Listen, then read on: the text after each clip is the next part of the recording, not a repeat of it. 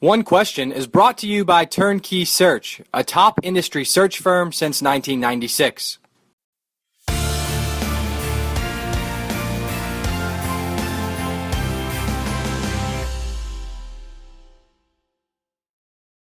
Yesterday in Roy Williams' press conference, there was an exchange with the media. I think it was Pete Thamel, correct me if I'm wrong, about Roy dictating which questions he was going to answer and which ones he wasn't. Does it strike you that this current place in time in college athletics, there's even more, maybe distrust is too strong of a word, but maybe it's not, that there's even more distrust between national media and, premier head coaches than there's ever been? Well, I think one of the actually good points that Roy hit on yesterday during that press conference was the media landscape is much different now. And, it used to be that if you were a coach in a major college sport, if you knew who was writing for, the New York Times and USA Today and your local papers, that was sort of all you had to deal with for the most part. And I think now, we've got so many different outlets. You've got digital, you've got print, you've got just a lot of different ways and people and angles and things that, have big audiences, but maybe the coaches haven't heard of. So I think it's harder for them in some ways to, kind of figure out where the questions are coming from and how quickly a narrative can build because of social media and because of digital landscape. So I think there is I don't know if it's cautiousness or whatever, but mistrust. In some cases, it's just a different environment, and I don't blame Roy Williams for not liking a lot of the conversation and the way it's gone. He's a little bit thin-skinned, I think, and has been for a long time.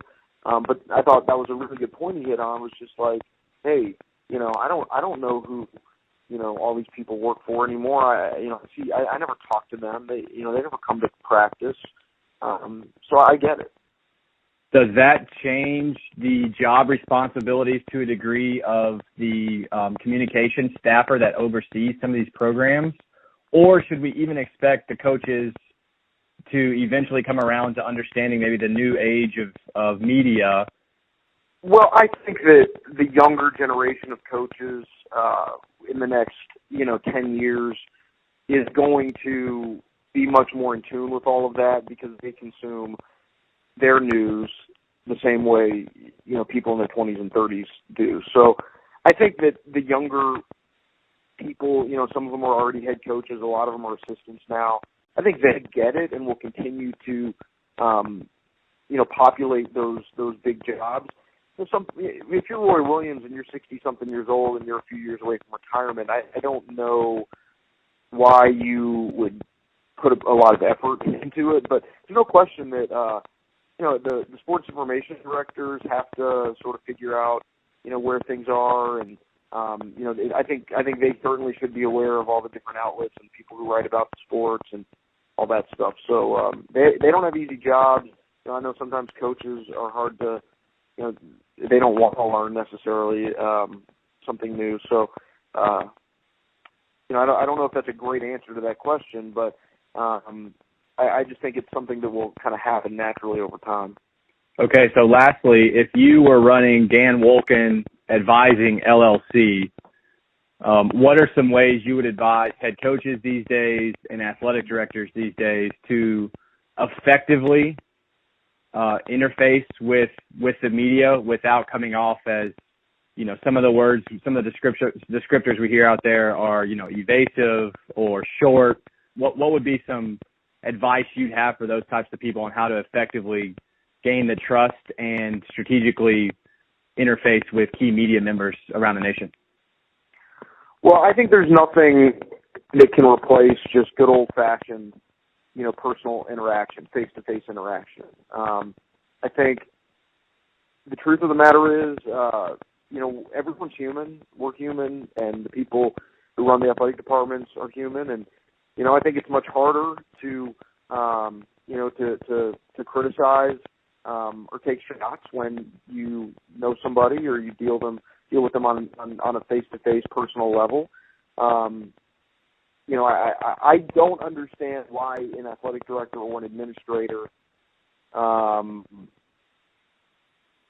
wouldn't want to, get to know their local reporters and national media, because I think that in my relationships with those types of people, I think we serve as resources for one another in a lot of cases, and I think it's a mutually beneficial type of thing.